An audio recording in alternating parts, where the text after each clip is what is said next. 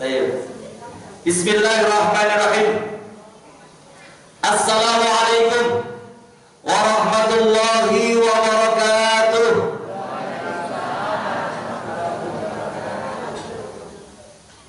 Alhamdulillah.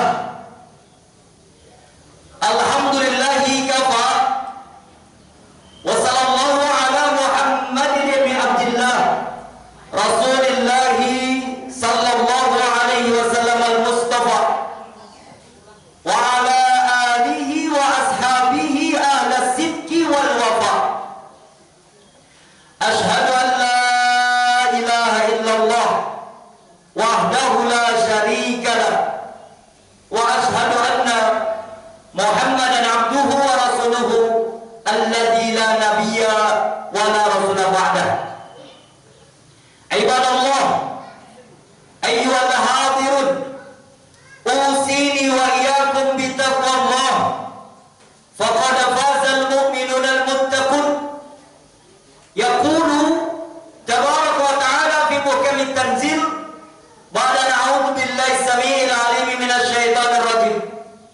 Ya ayyuhalladzina amanu taqullaha wa kunu ma'as shadiqin wa kunu ma'as shadiqin wa kunu ma'as shadiqin. Wa qala aidan wa ma arsalnaka illa rahmatan lil alamin. Wa qala Rasulullah sallallahu alaihi wasallam innama bu'istu liutammima makarimal akhlaq atau kama qala innama bu'istu liutammima salihal akhlaq. Sadaqallahu wa sadaqa rasul karim. Ma'asyiral muslimin wal muslimat jamaah kajian pagi pimpinan cabang Muhammadiyah Ranting Sedayu Jumantono Karanganyar. Ini masih Jumantono ya? Tapi bukan Jumantono Duren kan? Bukan Jumantono Duren yang atas. Di sini nggak ada. Tapi kemarin isi Jumapolo malah ada. Jumapolo atas juga kan? Saya Jumapolo ternyata kampungnya Duren juga. Para alim ulama, para ustadz, di sini ada senior saya Ustadz Bambang. Dulunya depan, mestinya beliau yang isi. Saya yang dengerin pengajiannya. Tapi karena diminta dari Pak Le, itu cool nih. Ini Pak Le saya. Jadi simbol saya sama orang tuanya beliau itu bersaudara. Nak dulur, sepupu. Mau bilang sepupu takutnya nanti pupu itu paha, sepaha jadi kurang bagus. Nak dulur, masih family. Beberapa kali saya di Japri mohon ngisi sedayu. Banyak maaf belum bisa menggeser jadwal. Alhamdulillah hari ini saya bagi anak saya yang kedua gantikan jam 6 sampai jam 7 di Masjid Mujahidin, Masjid Besar Mujahidin Jaten, diganti anak nomor 2 mestinya jam 6 sampai jam 7 juga. Anak yang pertama jam 7 sampai jam 8 di Kalijira Mojokedah, alhamdulillah menggantikan. Anak mantu nomor 3 gantikan lagi. Jadi jadwal yang ada setelah ini saya harus ke Klaten ngisi jamaah haji IPHI Klaten. Jadi bagi anak-anak aja, anaknya 9, 7 laki-laki. Kamu sana. Bapaknya pengen terbang bebas. Alhamdulillah alhamdulillah bisa bersilaturahmi kembali di Masjid Islamic Center Sedayu. Masya Allah. Rasa syukur ini tentunya Bapak Ibu sekalian mengantarkan setiap pribadi dari hati yang selalu berusaha menanamkan keimanan, menambah kuat, meneguhkan ketakwaan, berkumpul dengan orang-orang soleh. Sebagaimana Allah sudah minta kita untuk bertemu sama orang-orang yang jujur, Allah sudah firmankan dalam Quran surat At-Taubah pada urutan surat yang ke-9 pada ayat yang ke-119 Allah sampaikan dalam firman-Nya, ya ayyuhalladzina amanu taqullah. Hei orang beriman, takwalah pada Allah. Hei orang beriman, takut pada ma'as-shodiqin, setelah menanamkan ketakwaan rasa takut pada Allah, wa kunu ma'as-shodiqin, berusaha berdampingan hidupnya dengan orang-orang jujur. Yang gak jujur cukup 10 tahun aja. Yang banyak bohongnya Pak. Pinocchio boneka kayu ya, tukang kayu yang hidungnya tambah panjang, bohong terus, ngibul terus. Saya bisa buktikan, karena kita biasa kumpul dengan istimewa ulama se-Indonesia, kita juga biasa kumpul di 212 se-Indonesia, kita juga diminta untuk datang ke nasional untuk membicarakan tentang kondisi negeri.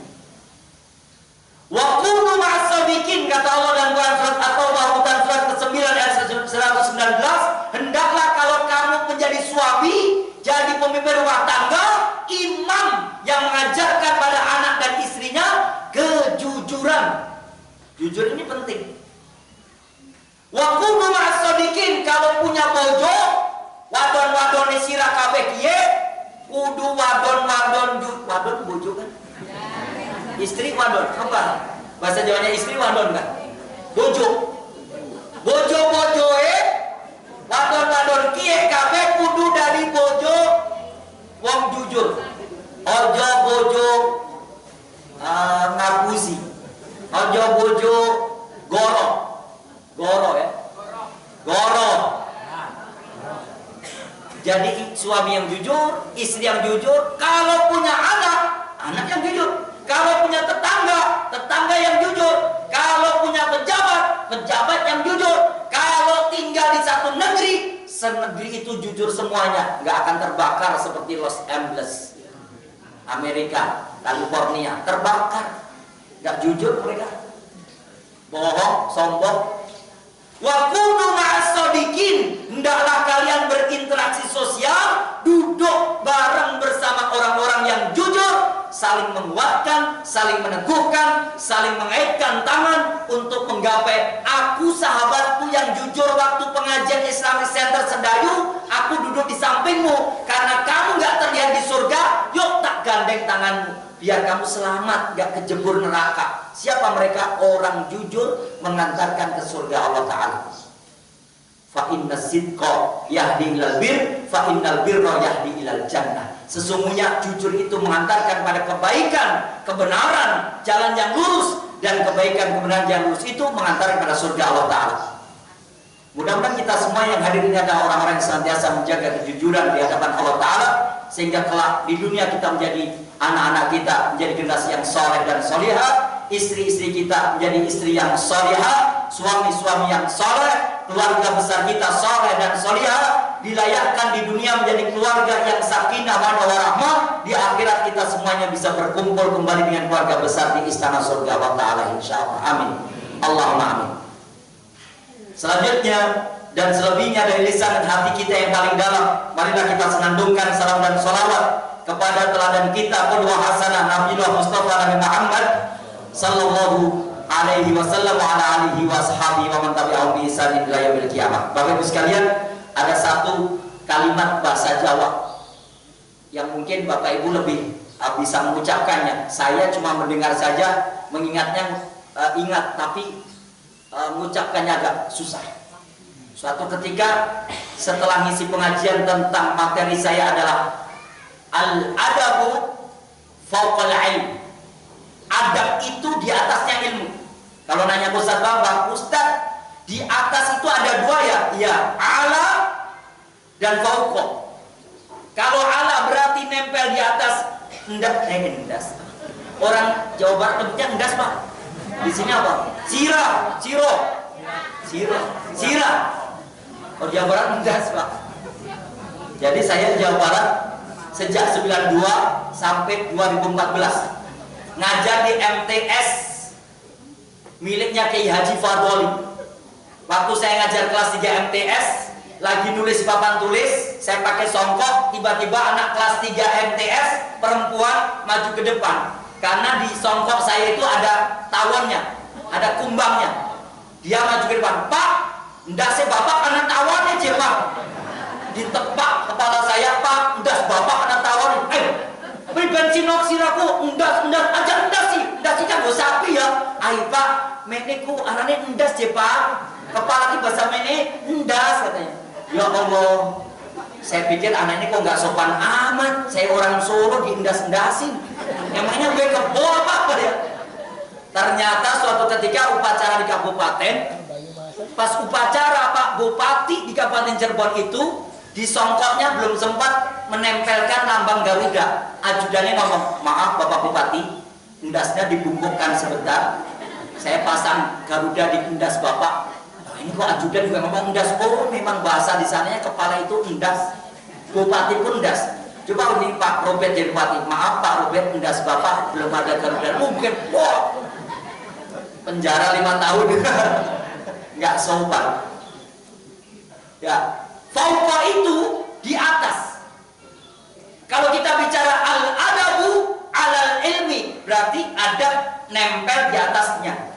Tapi kalau al-adabu fauqal ilmi, adab itu di atas yang jauh lebih tinggi dibandingkan ilmu. Ketika saya nyampaikan materi adab lebih tinggi dari ilmu, etika, tata krama, sopan santun, unggah-ungguh lebih tinggi dari ilmu, lihat moralitas anak bangsa Indonesia. Emak-emak nenek tua mengambil kayu bakar di hutan milik perhutani, di penjara 15 tahun. Nenek-nenek 60 tahun usianya. Tapi koruptor ngambil tambang timah 300 triliun, 6 tahun setengah penjara plus 1 miliar bayar denda, padahal 300 triliun. Ada orang Sedayu punya uang 300 triliun? Maju ini. Endi wonge? Remeh. Ngisi di Islamic Center Karanganyar juga nggak ada. Saya tanyakan, ngisi di Masjid Agung Madangnya ada yang 300 triliun? Maju? Nggak ada. Pak, saya ini di PRD Dati 2 Karanganyar Pak, jangan 300 triliun, miliar aja kami emput-emputan nggak ada. 300 triliun itu kalau Kitukul punya uang setiap bulan nabung 1 miliar, Januari 2005 1 miliar, Februari 1 miliar, Maret 1 miliar, April sampai setiap bulan 1 miliar, Kitukul butuh hidup di dunia 700 tahun baru ketemu angka 201 triliun. Kira-kira Kitukul usianya sampai 700 tahun nggak? Arab dalang ada 700 tahun. Kan nggak mungkin. 100 tahun aja sekarang sudah susah. Tapi sekarang itu cuma jadi hukuman oleh negara 6 tahun setengah. Nenek-nenek 60 tahun ngambil kayu bakar dari hutan milik perhutani, dia tebang ranting-ranting yang kecil, ketahuan dianggap ilegal logging, lalu dilaporkan pemerintah setempat. Emak ini dipanggil ke meja hijau, di persidangan diputuskan dengan ini, emak atas nama Fulana diputuskan karena mengambil kayu dari hutan milik perhutani 15 tahun penjara. Nangis, ampun Pak, ini cuma untuk kayu bakar biar bisa masak Pak, boten sakit tumbas gas Pak, ngapunten. Enggak, pokoknya 15 tahun. Tapi yang 300 triliun, mana akhlaknya orang Indonesia? Mana etikanya orang Indonesia? Nenek-nenek sepuh di Polokoto,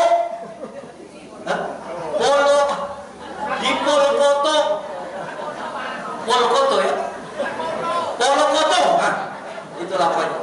Nenek sepuh di Polokoto, orang yang muda-muda dikasih kesempatan tinggal bebas menghirup udara segar. Orang Jawa mengatakan waktu habis ngisi kajian bilang gini, Pak Ustaz, benar sampai menyampaikan materi leres saestu. Akhlak itu, moralitas, adab, etika, sopan santun, tata krama itu di atasnya ilmu. Banyak orang pinter, S1, S2, S3, doktor, bahkan profesor, tapi mereka nggak punya etika. Mereka nggak punya akhlak. Mereka nggak punya sopan santun. Mereka nggak punya unggah-ungguh. Hukum dibuat tumpul kepada atasan, tajam kepada rakyat jelata. Ini terjadi di negeri kita. Bapak-bapak polisi nggak tersentuh hukum, Sambo mau membunuh cukup dihukum sebentar saja. Hukumannya pun di ruangan yang ber-AC, ada kulkasnya, TV-nya LCD besar, ya bisa jalan-jalan ke luar negeri sama istrinya. Sambo itu, Sambo apa Sambo Pak? Sampo, sampokong. Terjadi si mata-mata sipit, Nasrani, orang-orang yang tidak meluk syariat Islam, mereka mempermainkan masalah hukum. Bahkan yang lebih lemah lagi pendidikan, dihancurkan dunia pendidikan. Dari mana Pak Ustadz bisa tahu hancur pendidikan? Saya nelpon Mbak Yu saya. Waalaikumsalam yuk. Mbak Yu saya nomor 2, dinasnya di Pekalongan. Salah. Yuk, ini pulang pengajian setengah 1 malam. Sekarang udah jam 1 malam kok masih online HP-nya. Mbak Yu ngapain? Belum tidur. Ngaji oleh. Masya Allah, rajin banget yuk. Ini Mbak Yu pertama. Suaminya kepala sekolah di Pekalongan. Mbak Yu saya, Mbak Yu kandung, itu guru PAI di SD negeri di Pekalongan. Tidur yuk jam 1 malam, ingat usia. Nanti kan bulan Maret sudah purna 2025. Aku cek ngaji le. Ya Allah, udah hampir 60 tahun usia, mau sebentar lagi purna. Sudah dijaga kesehatannya. Ngaji kok sampai larut jam 1 malam. Apa mau menghatamkan seperti Abah 4 hari sekali hatam? Abah saya orang Paraan, 4 hari sekali hatam 30 juz. Setiap 4 hari sekali. Semasa hidupnya kami menyaksikan dan masyarakat pun tahu Abah itu 4 hari sekali selesai membaca 30 juz. 4 hari sekali. Kami anak-anaknya belum mampu seperti Abah. Simbol kami yang masih familia Kitukul itu 7 hari 10 hari menyelesaikan bacaan Qurannya. 7 hari 10 hari selesai. Di masa tuanya, waktu masa mudanya ya jualan godong jati ning pasar dadakan aja. Enggak apa-apa, penting anaknya pinter-pinter. Bapakku petani, abahku, simbokku jualan godong jati garing kanggo bungkus tempe. Itu baru saya tanya, apa ngaji 4 hari sekali? Orang kayak abah, kayak Ewi 7 hari 10 hari enggak. Lah ngajinya apa? Ya orang kayak kowe juga. Aku kan guru, aku ngaji. Ngaji piye to yo? Jam 10 malam pengen cepet hatam. Aku guru yo le, baru ujian, aku ngaji. Iya, anak-anak habis ujian terus ngaji, terus ngapa? Habis ngoreksi aku ngaji. Ya terus habis ngaji gimana? Ngaji gue le ngarang biji. Tanya Pak Guru. Tanya Bu Guru. Pak Guru, Bu Guru, setiap habis ujian pasti ngaji. Ngarang biji. Karena pemerintah menetapkan nanti anak-anak wajib nilainya 7, nggak boleh 6. Nilai terkecil 7 ditulis di rapot, padahal 3. Mbak Yu bilang gini, sakjane murid pi nilainya 3 ya. Tapi karena harus norma-norma nilai wajib di rapot 7, tak katrol 4. Lah terus yang pinter nilainya 7 ya yuk, tak katrol 4, 11. Lah yang nilainya 9 katrol 4 ya yuk, ya 13 toh ya. Rapot angka 13. Itulah gunungnya kita ngaji itu le ngarang biji. Jangan sampai nilai lebih dari 10, jangan sampai kurang dari 7. Belajar guru-guru ngajari bohong, ngajari orang gak jujur, muridnya biar suka nipu-nipu. Maka orang jangan mengatakan, Pak Ustadz sekarang tinggal di Indonesia itu sing sopo wonge gelem ngentit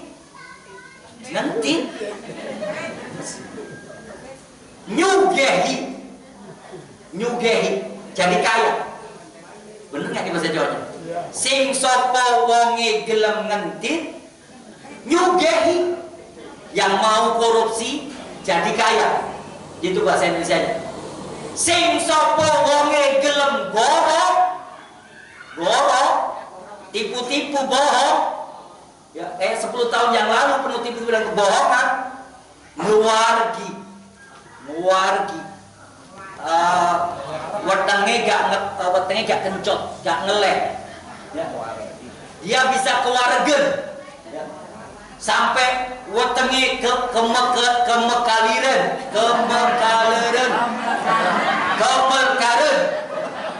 wetenge sampai kemel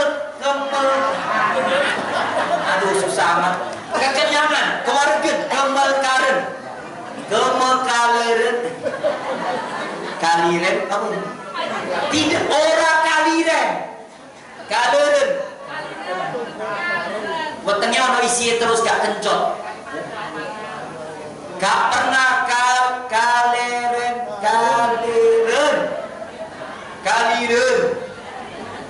bener gak nih? Kaliren sing sapa wonge gelem ngentit nyugehi, sing sapa wonge gelem goro ngewaregi, sing sapa wonge jujur ajur. Di Indonesia kalau jujur ajur, Pak. Saya, Pak, gara-gara menyampaikan gini ditanya sama Bapak Densus 88. Pak Ustadz menawi ceramah nggih ampun boloko soto bokolo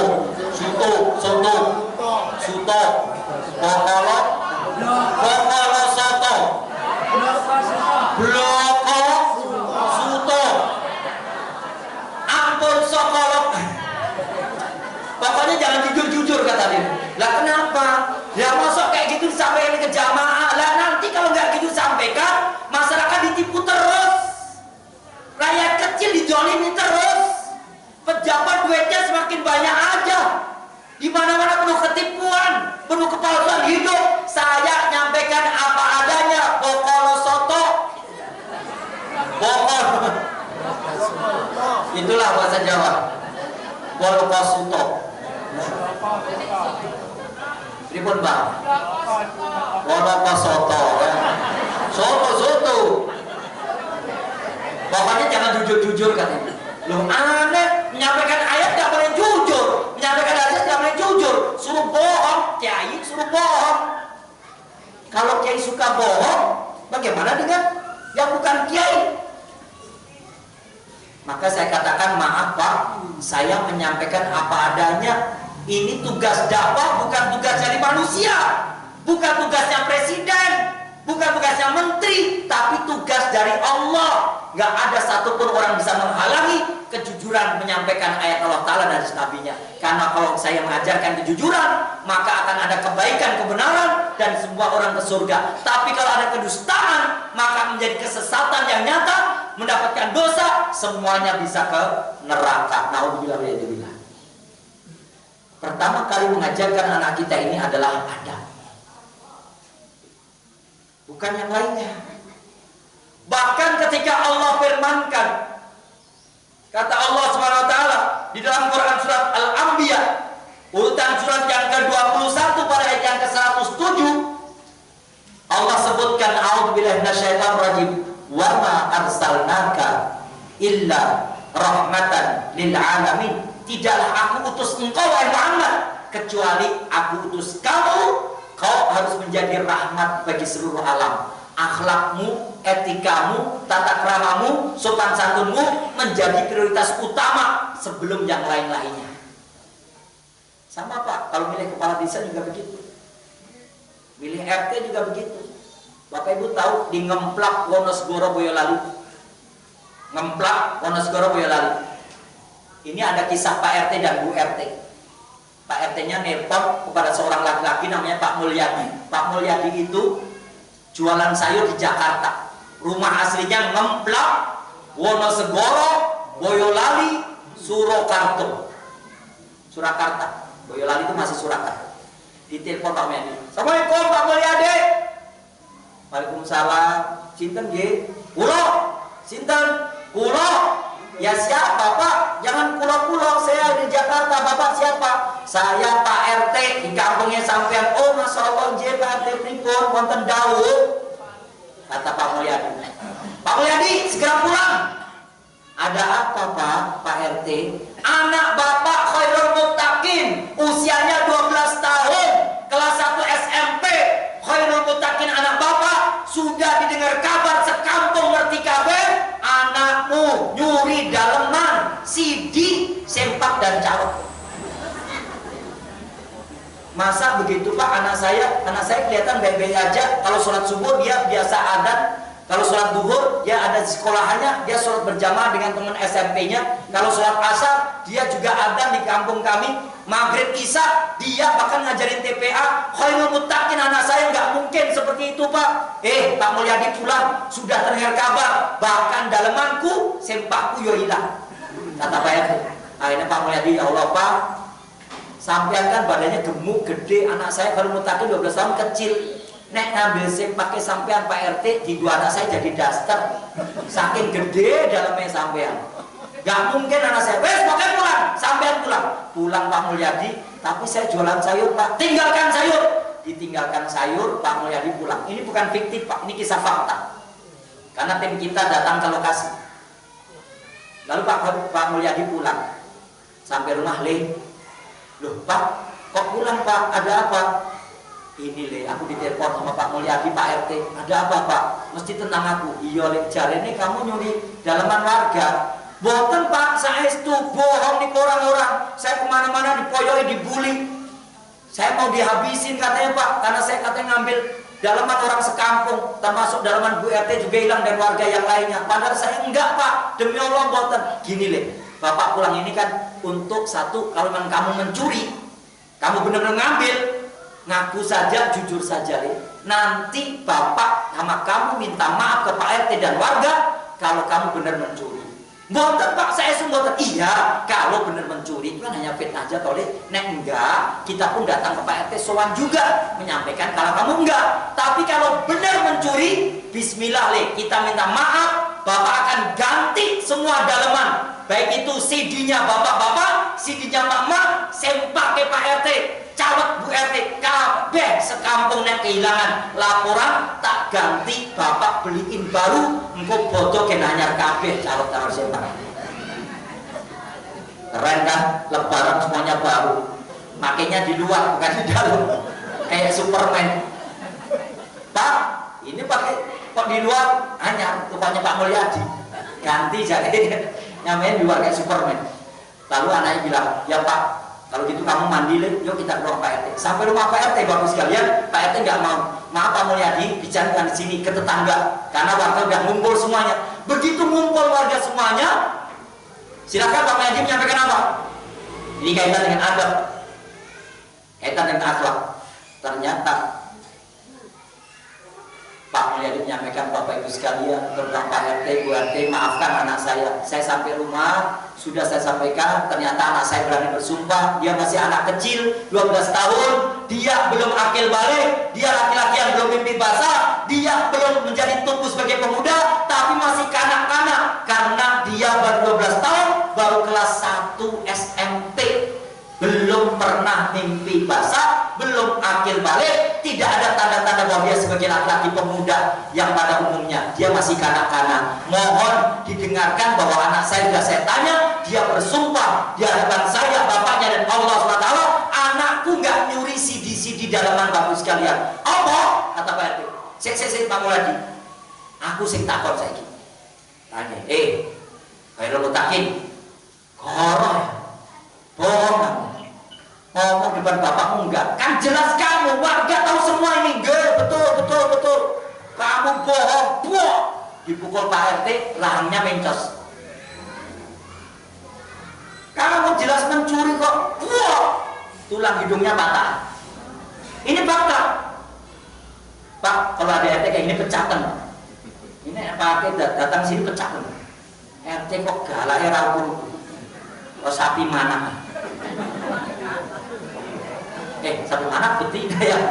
Pak RT galak banget, langsung manggil istrinya, Bu, Rene. Istrinya bilang gini, Khairul Mutakin, aku loh sama ibu-ibu yang lain yang datang ke sini, semua jokin yang dalaman. Mereka itu sudah ngomong kalau yang nyuri itu kamu. Semua udah ngomong lagi, yang nyuri kamu. Dipukul sama Bu RT, pendarahan di otak belakang.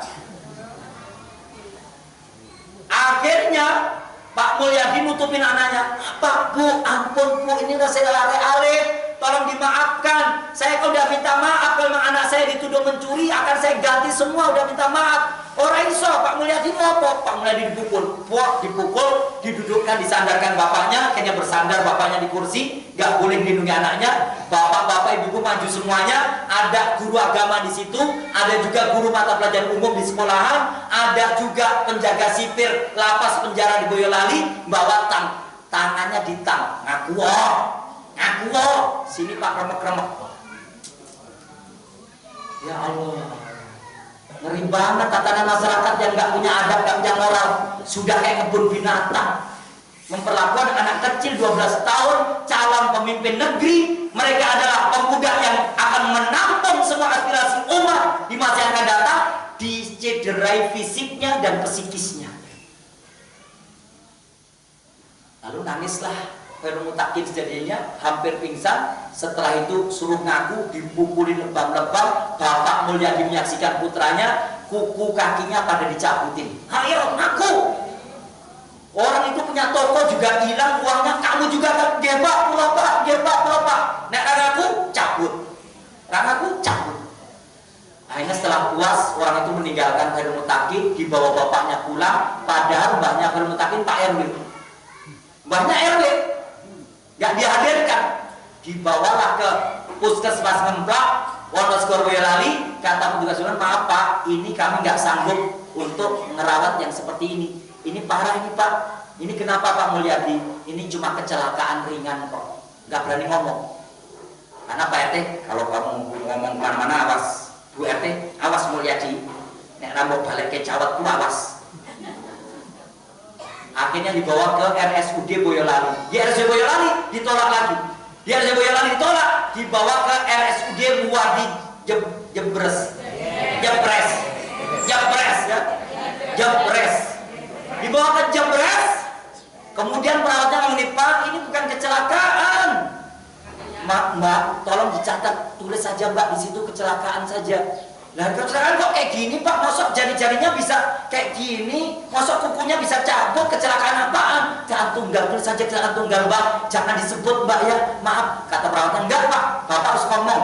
Karena dokter yang nangani juga bertanya-tanya, ada pendarahan di otak bagian belakang. Oh iya, kami siap untuk membiayai sendiri aja. Jangan ngomong kemana-mana ya Mbak.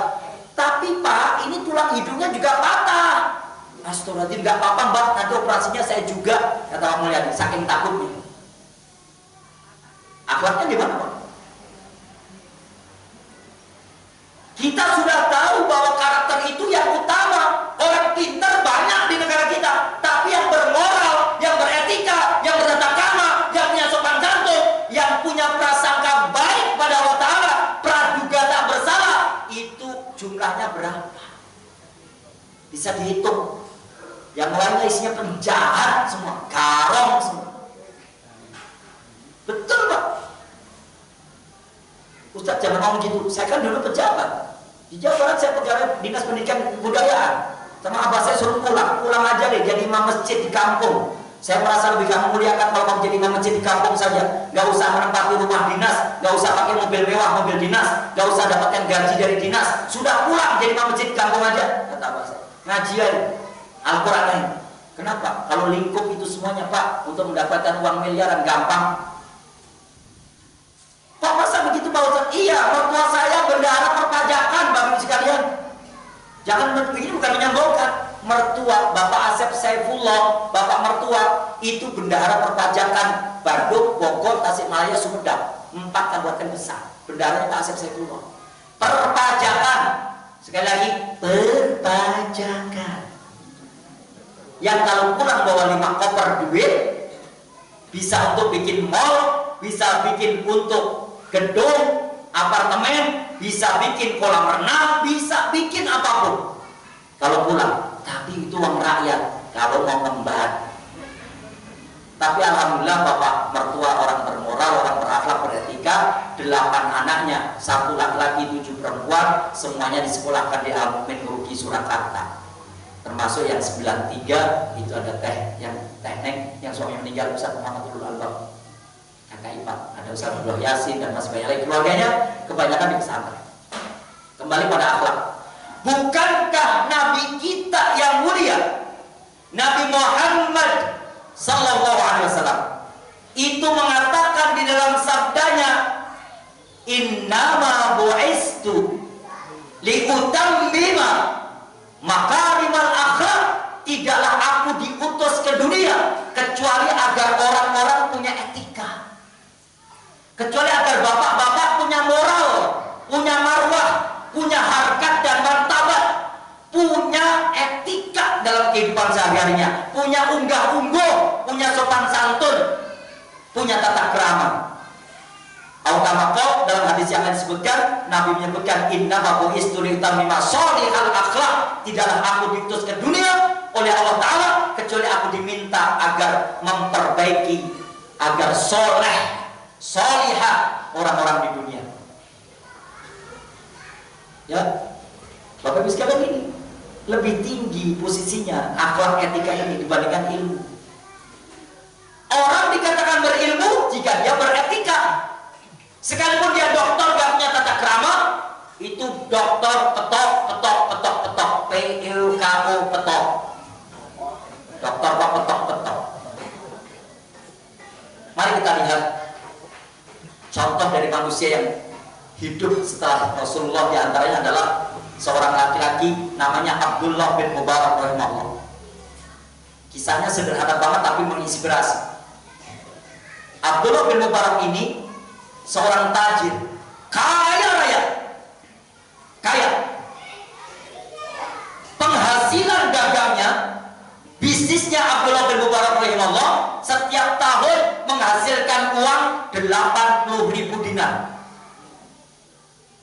Dia tahu Pak, yang punya HP 80.000 dinar. 1 dinar 5 juta.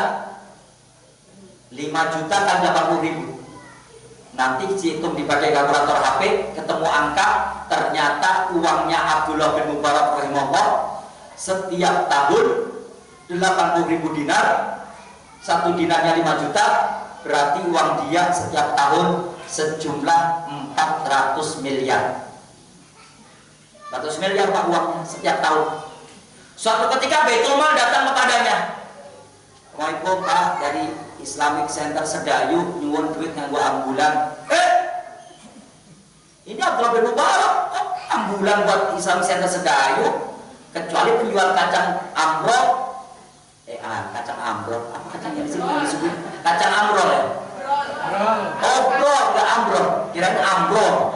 Bro, bukan, kacang amburadul, kacang burudul, kacang burudul,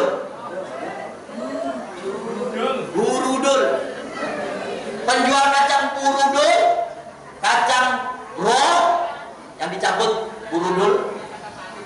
Lalu kita datang minta sedekah buat ambulan, boleh. Ini Abdullah bin Mubarak punya uang 80.000 dinar atau 400 miliar tiap tahun, didatangi Baitul Mal. Assalamualaikum Abdullah. Waalaikumsalam. Kami petugas Baitul Mal. Oh masya Allah, ahlan wa marhaban, silakan datang. Ada apa? Kami mau minta zakat mal. Abdullah nangis. Kami mau minta zakat malnya Abdullah. Kan uang Anda 80.000 dinar, 400 miliar tiap tahun. Mana zakat malnya? Nangis. Kenapa kamu malah nangis Abdullah? Wahai petugas Baitul Mal, saya memang iya diamani Allah Ta'ala uang setiap tahun 80.000 dinar atau 400 miliar, tapi sudah saya keluarkan semua. Setiap waktu saya berikan uang 80 dinar itu, dinar semuanya. Siapa si fakir miskin, siapa yatim piatu, siapa si janda-janda, siapa fuqara masakin, siapa yang butuh, semuanya. Siapa yang pengen haji, saya hajikan. Siapa pengen umrah, tak biayai. Semua uang 80.000 dinar atau 4 miliar tiap tahun habis. Dan kenyataannya saya tidak pernah menikmati itu, karena itu bukan milik saya. Setiap saya terima dari Allah, saya kasihkan lagi. Terima, kasih, terima, kasih, terima, kasih. Orang yang cuma tolong, terima, umpetin. Pak, sedekah ambulan. Oh ya, se. Maksud terima se. Terima, kasih, terima, kasih, terima dari Allah, kasihkan lagi untuk Allah, untuk masjid, untuk ambulan, untuk umat. Bukan bangun istana rumahnya masing-masing. Gak beradab orang Indonesia itu. Rumahnya mewah ke istana, masjidnya kayak mewah. Rumah harus lebih jelek dari masjid. Masjid harus lebih mewah. Ini rumahnya Allah. Harus terbangun gedung Islamic Center lebih luas, gak menggelar nenek-nenek. Dirintik-rintik hujan mesake, kok mulai batuk-batuk, gila. Tapi rumah kita kayak istana, lantai 2, AC, gimana? Abdullah nangis karena uangnya sudah diberikan untuk umat semuanya 80.000 dinar atau 400 miliar. Akhirnya Baitul Mal, mosok, lah rumah sampean kayak gimana? Mari silahkan masuk rumah kami. Ini loh, rumah kami kalau musim hujan selalu airnya torcok. Ini torcok.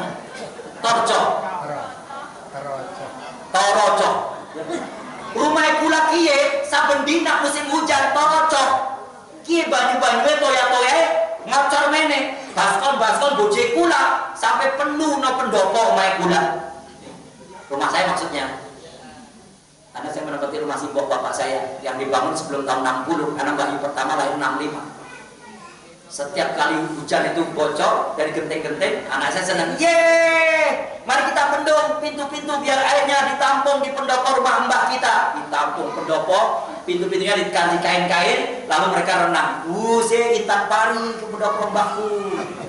Senang banget anak. Abdullah bin Mubarak itu rumahnya setiap hujan aja masih torocok, ya, airnya borok, gendengnya borok, borok,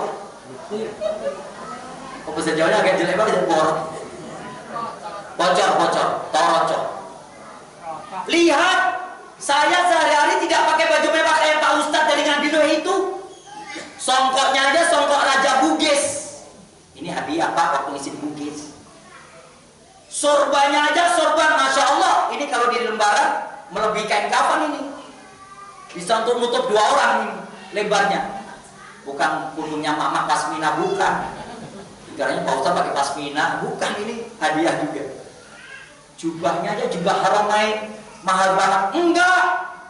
Abdullah bin Mubarak itu bajunya bukan merek Haramain kayak Pak Ustadz. Bajunya Abdullah bin Mubarak rahimahullah mereknya Mbah Ringgo.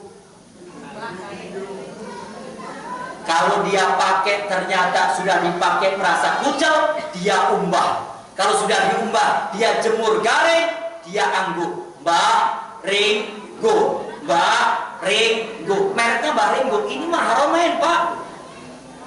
Coba kebayang. Sederhananya seperti itu, uangnya 80.000 dinar setiap tahun, 400 miliar diberikan untuk umat. Bukan membangun istana, bukan kemewahan dunia, bukan pakaian yang mewah, tapi adab akhlaknya Masya Allah. Luar biasa. Nah kita ini kerja, uangnya ditampung di rumahnya masing-masing. Seperti yang ngomong kerja, duitnya untuk dirinya sendiri Pak. Terjadi di negeri kita, nggak ada adabnya, nggak ada moralnya, nggak ada etikanya. Rakyatnya beli gas teriak-teriak, beli minyak goreng lengat-lentik, reganya naik, beli endok, telur 30.000, ya kan? Telur berapa Mak? 30.000 kan? 30.000 telur, 30.000. Saya kasih uang anak 50.000. Bi, kata Umi suruh beli minyak goreng sama telur. Akhirnya saya kasih. Nih, ya Bu, bertelur Bu. Aduh kan, bener. Ini Islamic Center tapi belum ada atapnya. Allahumma sayyiban nafi'an. Bu, silakan Bu, bergeser bagaimana? Ada tempat lagi kan? Yang masih longgar? Di dalam masjid masih longgar? Dalam masjid Bunda, dalam masjid masih longgar. Di dalam masjid masih longgar, silakan. Atau ke beranda-beranda yang bisa ditempati berteduh. Ya musim hujan harus begitu. Itulah Indonesia. Ini negeri yang gemah riba wal jinawi. Sehingga kalau musim hujan turun ya ini barakah dari Allah Ta'ala. Tapi sekarang negeri ini bukan gemah riba wal jinawi, gemah riba wal beredes pilih. Tapi wong mau nangis. Ya selanjutnya, bapak sekalian, Abdullah bin Mubarak itu ternyata kehidupan yang sederhana. Siapa Abdullah bin Mubarak? Anaknya Pak Mubarak. Abdullah, anaknya Pak Mubarak. Siapa Mubarak? Mubarak itu waktu masih usia muda, bapaknya Abdullah itu pernah melamar kerjaan untuk jaga sebuah kebun namanya perkebunan delima.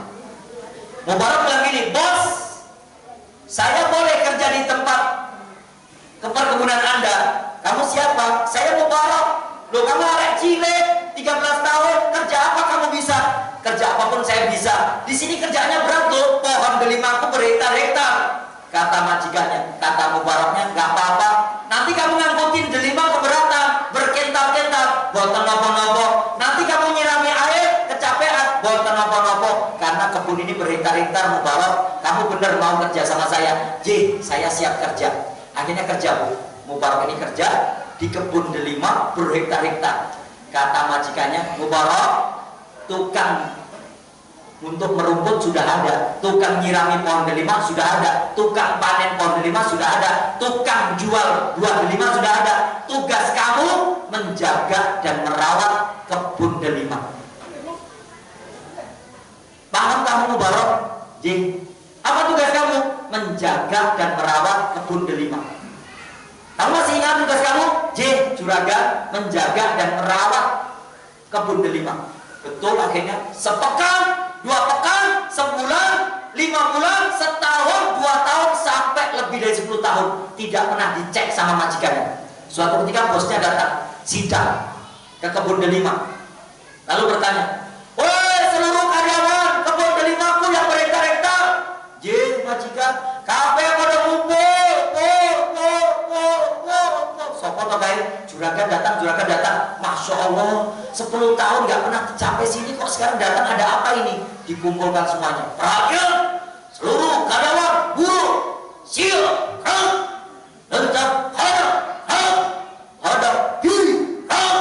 buruhnya disiapkan sama bos kebun delima. Kamu siapa?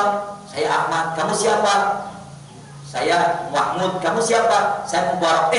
Mubarak, sebentar, kamu anak cilik yang waktu kerja 13 tahun usianya masih anak muda. Betul majikan. Loh, kalau kamu udah jadi mas-mas sebesar ini? J, Tuan, kan sudah lebih dari 10 tahun saya jadi karyawan Anda. Tugasmu apa Mubarak?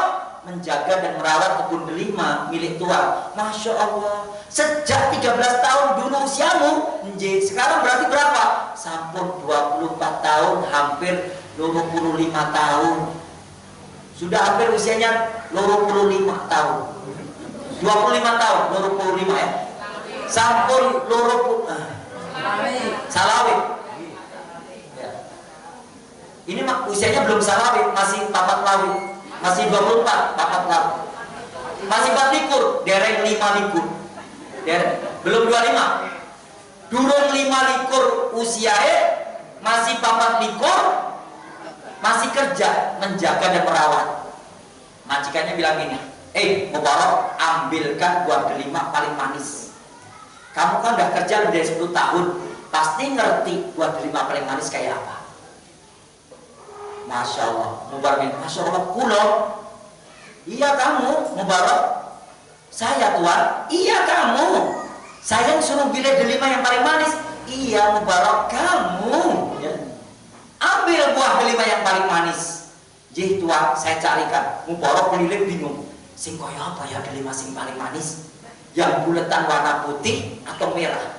Yang besar banget atau yang kecil? Wis, pokoknya saya ambilkan. Milih. Bismillah ya Allah, mudah-mudahan ini paling manis seperti yang dimau oleh majikan saya. Diberikan, Tuan, apa yang Anda inginkan? Delima paling manis dari kebun buah delimaku yang berhektar-hektar diambilkan oleh buruhku sendiri, karyaku sendiri. Mau tak belah, tak makan di bawah pohonnya biar segar. Kamu juga ikut makan Mubarak. Duduk sini. Saya Tuan. Iya. Jangan Tuan, Anda kan majikan, Anda bos kaya raya. Saya cuma buruh Tuan. Jari saya aja semuanya jempol. Saking tiap hari menjaga merawat kebun delima, kaki saya ini meletek Tuan, kayak wong sedayu. Telapak kakinya meletek. Saya nggak pantas duduk di sampingnya Tuan, bos yang kaya raya. Orang apa-apa, ini boleh duduk akhirnya Mubarak. Masya Allah, nih dibuka buah delimanya, dibuka delima, dicipi bosnya. Pripon juragan, aku tadi bilang apa? Yang paling manis juragan. Ini kecut Mubarak, kecut ini. Kamu itu gimana kok 10 tahun di kebun delima, suruh nyarikan buah delima yang manis, kok kecut? Cari lagi yang paling manis. Ya Tuan, lari lagi nyari. Kok tadi yang besar ternyata kecut ya? Mungkin yang paling merah marun. Petik merah marun, setelah keliling datang, Tuan, ini yang paling merah di antara buah delima berhektar-hektar, ini yang paling merah. Mudah-mudahan lebih manis dari yang pertama. Ayo sini duduk, dibelah. Iya kamu baru gini, suruh nyari yang paling manis malah lebih kecut dari yang pertama. Loh, kecut kalau ini. Sana dijual di gelodok, itu kalau Gus biasanya gitu ya. Sana jual gelodok, es teh gitu. Kalau penjual es teh gitu Pak. Saya itu ngisi pengajian di Solo, kaget. Loh, ini kok penjual es teh banyak banget. Jangan-jangan saya nyuruh gimana nanti biar bisa umroh. Ternyata betul. Gus Samsudin, Gus, kalau buat digoblok-gobloknya kita umroh kok Gus. Ya Allah, penjual es teh itu di Solo minta digoblok-goblok biar segera umroh. Saya bilang, loh saya kan bukan Gus Samsudin maaf tenan. Saya Samsudin, memang bapak saya imam masjid, mbak saya Mbak Abdul Wahab orang Sukosari, Bak Dalem, nama kecilnya Selamat. Terus setelah itu ternyata mereka karena sekarang lagi orang kalau jualan es teh nanti digoblok-goblokin bisa umroh. Saya juga pengen Pak Gus ini goblok-goblokin saya biar segera umroh. Oh tenang, tak goblok-goblokin, goblok tenang sampean. Saya bukan Gus yang suka goblok-goblokin orang. Bapak sekalian, juragan ini langsung ngomong, ini lebih kecut dari yang pertama, Mubarak. Kenapa kamu nggak bisa milih? Sudah kerja 10 tahun, Pak Mubarak. 10 tahun menjadi abdiku, 10 tahun menjadi buruhku, 10 tahun menjadi karyawanku. Kok nggak ngerti delima yang paling manis? Piye toh sarjana kamu itu? Apa kata Mubarak? Tuan, tugas saya kan cuma menjaga dan merawat. Selama 10 tahun lebih saya cuma jaga dan merawat, toh nggak pernah nyicipi buah delima ini kayak opo rasanya. Masya Allah, kamu kok jujur banget Om Mubarak. Aku kan 10 tahun nggak kesini, kamu bisa nyelentit satu aja kamu nikmati. Enggak, karena tugas saya cuma menjaga dan merawat, bukan menikmati, bukan mencicipi, bukan menjual, bukan juga saya memanen, bukan pemetik. Saya cuma menjaga merawat. Nangis majikan ini. Ya Allah, bocah kok polos keropos kayak gini lah ya, legune ta. Kayak kaya apa bapak ibu ini. Nangis majikan ini. Saking jujurnya buruhnya pulang ke rumah ketemu istrinya. Kenapa Pak nih? Lah kok nangis kenapa? Aku ditampar sama buruhku. Sama buruh ini sing nampar kowe Pak. Tak balas tampar. Orang maksudnya hatiku yang ditampar. Siapa buruh siapa Pak? Kenapa dia menampar hatimu?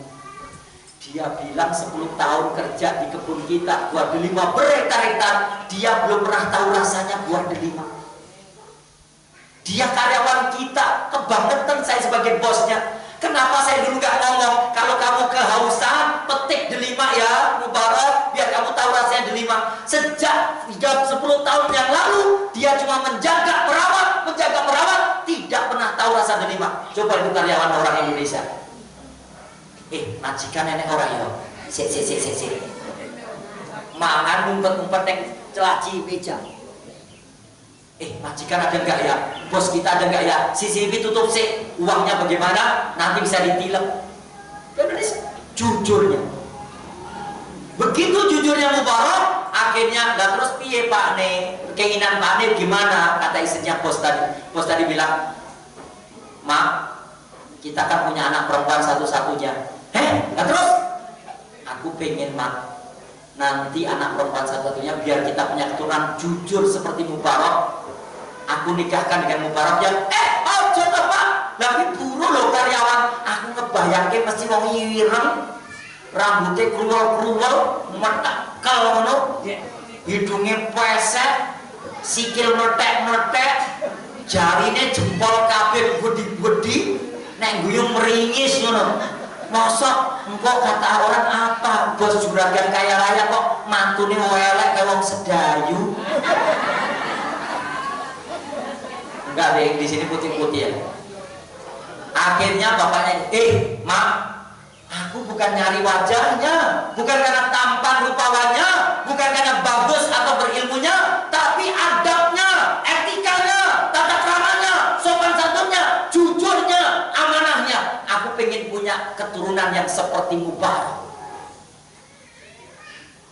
Ya Allah Pak, apa raisin pas pernikahan Walimatul Us nanti kita ngundang nanti acara besar-besaran, duduk berdampingan anak kita kayak wayu ngoblong-ngoblong kayak ngono, sementara pendampingnya suaminya wah metekel mending kayak wong sedayu ngeroto ngidul titik ngono elek.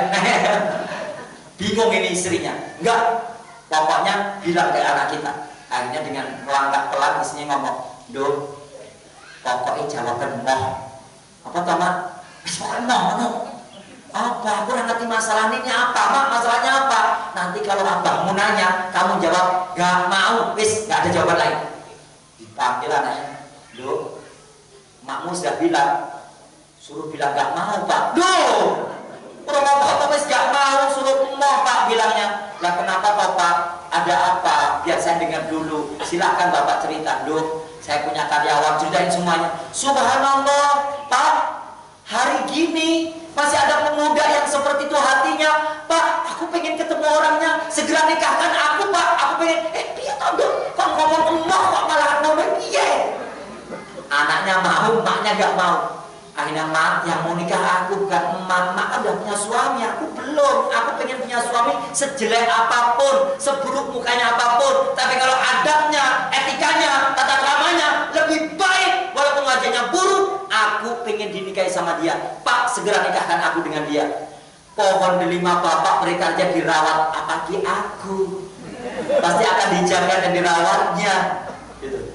Akhirnya dinikahkan bu, lahirlah anak laki-lakinya namanya Abdullah bin Mubarak. Yang dia mengatakan, Abdullah bin Mubarak, tolaktul adabi. Kata Abdullah bin Mubarak, salah suna'aman wa tolaktul ilmi isrun. Kata Abdullah bin Mubarak, saya ini belajar adab 30 tahun. Kata Abdullah bin Mubarak, saya ini belajar etika dari bapak saya namanya Mubarak 30 tahun. Saya itu ngenger ke kiai, belajar etika tata keramanya 30 tahun. Dan saya belajar ilmu 20 tahun. Mana bapak ibu sekalian lebih banyak belajar adab atau ilmu? Adab. Orang itu mulia karena adabnya, bukan nasabnya. Bukan karena anaknya ditukul sebagai seorang Pambak Yohane yang suka Pamboyoworo ya. Lalu ini Pambiyoworo-woro, tukang woro-woro atau gimana? Pamboyoworo. Akhirnya mulia enggak. Bukan karena anaknya presiden harus jadi wakil presiden. Bukan karena anaknya bupati, anaknya nggak jadi bupati, nggak kepilih maksudnya. Bukan pak, mulia itu kata orang bijak, asyarafu bil adabi. Anakmu bakal jadi generasi yang mulia, bermartabat, dihormati orang, disegani. Dia mendapatkan bukan yang tinggi, bukan karena jabatannya, bukan karena hartanya, bukan karena bapaknya siapa, tapi karena adabnya. Asyarafu bil adab. Mulia itu karena adab. La bin nasabi, bukan karena nasab. Bukan karena bapaknya kiai anaknya jadi gus. Tapi kayak tikus. Ya. Kan ada Pak. Bapaknya kiai, anaknya minta dipanggil gus. Tapi sholat 5 waktu nggak pernah. Baca Quran nggak bisa. Kerjaannya main judi, sabung ayam, minuman keras. Ya. Seperti yang terjadi di Betawi. Pak Haji, engkong Haji, ada apa? Itu anak engkong Haji lagi main sabung ayam, suruh pulang. Malu-maluin Haji, gue Haji, suruh pulang anak gue. Ya, suruh pulang. Pak Haji, ya, anaknya Pak Haji tuh lagi main judi, suruh pulang. Astagfirullahaladzim, saya ini haji, anak saya main judi, astagfirullahaladzim. Tapi Pak Haji, anak Pak Haji menang, alhamdulillah. Kata Pak Hajinya, ini hajingan. Hajingan. Bapaknya haji, anaknya main judi. Begitu dia laporin, anaknya main judi, astagfirullahaladzim. Begitu, tapi menang Pak Haji, alhamdulillah. Hajingan. Terjadi bagi sekalian. Haji nggak baik maksudnya, setengah haji lah, atau bahkan nggak ada gelar haji mestinya. Adab itu kemuliaan. Ilmu itu setelahnya. Jangan dibalik nyari sekolahan ilmu. Cari yang transfer of karakter, yang mengajarkan etika, bukan hanya mengajarkan ilmu. Bu guru ini kalau punya TK, ngajarkannya la ta'kul qa'iman, jangan makan, jangan minum sambil berdiri, itu lebih baik. kalau negur anaknya, nah kalau makan minum sambil duduk ya lebih baik daripada kayak di sekolah memang sekolah pertiwi. Sekolah pertiwi, ada guru TK pertiwi ini. Ini ada anak TK pertiwi, bapak ibunya kerja di rumah ditungguin mbahnya. Mbah Hutinya bilang ini, "Dok, ayo papa mama udah berangkat ke kantor, ayo diantar sama Mbak Huti ke TK pertiwi." "Ya Mbak Huti, nanti tungguin aku ya Mbak Huti." "Ora, wis gede, engkau nenggo kalau teman-teman nih diantarin Mbak Hutinya ke TK pertiwi." Sampai sekolah pertiwi belajar sama gurunya. Di pelajaran di gurunya ngajarkan, "This is the box, this is the box, this is the box." Ayo anak-anak, this is the box, this is the box. Lalu pulang. "Loh, Dok, kok wis mulai?" "Iya, Mbak Huti, kan sudah selesai belajar yang udah jam 10. Papa mama mana? Kan masih di kantor. Nah, ayo ganti baju dulu. Tadi belajar apa? Coba lihat Mbak Huti tasnya isinya apa?" "Mbak Huti, gurunya aku pinter banget loh. Bu guru itu ngajarin aku nih. Ini kan buku, kata bu guru, this is the book, this is the book." Guru murah pinter. Kuwi jenenge buku. Nek deboke ini lho. Ke kebun akhirnya. Iki lho, wit gedang gitu loh. Guru murah pinter. Jare this is the book. Sesuk nek sekolah nek kowe nggawa iki ngomong guru, "Bu guru, iki tebok, iki tebok, iki buku."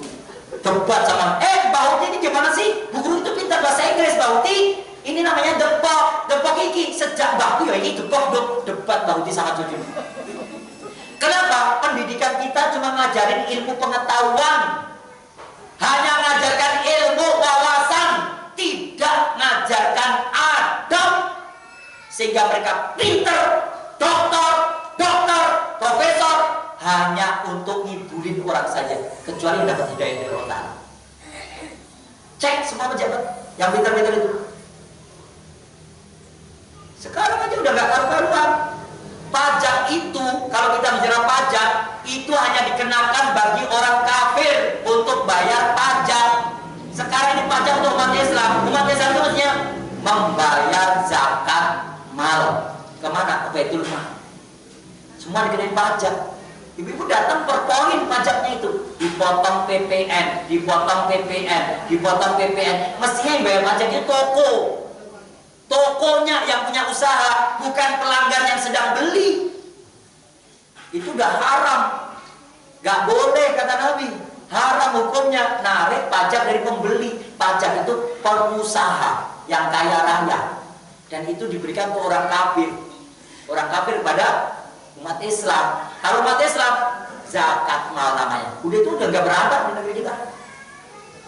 Maka kalau kita kembalikan etika tata krama sopan santun lugaunggu, itu pendidikan moral yang utama dibandingkan kita hanya ngajarin ilmu saja, wawasan saja. Begitu Bapak sekalian. Lalu bagaimana konsekuensinya sehari-hari kita ini? Satu, sebaiknya yang sekarang. Solusi dari problem semuanya, karena hanya knowledge, wawasan, ilmu tanpa ada. Satu, yang pertama, mari bersama-sama yang pertama menanamkan pemahaman agama untuk anak-anak kita. Ustaz, anak saya SD negeri, gak apa-apa, pulangnya ngaji, biar tahu agama. Ustaz, anak saya diterima di SMP negeri 1 Karanganyar, gak apa-apa, sore harinya suruh ngaji. Ustaz, anak saya SMA negeri karena dia mau ambil fakultas kedokteran UGM nantinya, maka di SMA negeri, gak apa-apa, dia pintar biologi Pak Ustaz, gak apa-apa, pintar kimia fisika, gak apa-apa, pulangnya ngaji. Ajarkan ilmu agama yang pertama, biar beretika. Karena hanya agama Islamlah yang mengajarkan etika dan tata krama. Yang lainnya jauh daripada norma-norma hidup beragama. Palsu. Wa may yabtaghi ghairal Islam dinan fala yuqbal minhu wa huwa akhiratul khasirin. Orang-orang yang mencari agama selain Islam sebagai keyakinan, di akhirat bangkrutlah dia, di dunia juga menjadi orang yang rugi dunia akhirat. Maka Islam, ajarkan ilmu Islam sekalipun mereka sekolah di negeri-negeri. Sekalipun mereka di sekolah umumnya tidak mendapat ilmu agama. Dua, setelah belajar ilmu agama, dampingi anak kita sejak lahirnya sampai meninggalnya.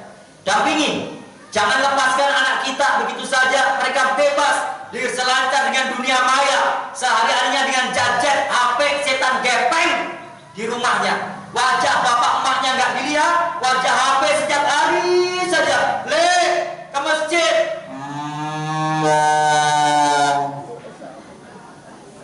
Ya. Le, pengajian pagi sama saya sejayu. Gara-gara ini main game FF, Mobile Legend, judi online, game online, pinjaman online. Gara-gara ini semua Yahudi punya ini aplikasinya.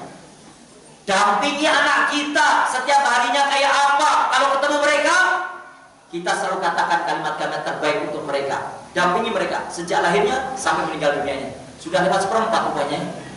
Memang korupsi waktu. Akhirnya nggak beradab juga ustaznya, korupsi waktu. Yang ketiga, solusinya cuma 4. 1, tanamin agama, ajarin agama. Yang kedua adalah dampingi mereka sejak lahirnya sampai meninggal dunia. Yang ketiga, biar anak kita beradab, mari kita bapaknya, emaknya memantas diri. Sudahkah saya menjadi bapak yang soleh untuk anak-anak saya?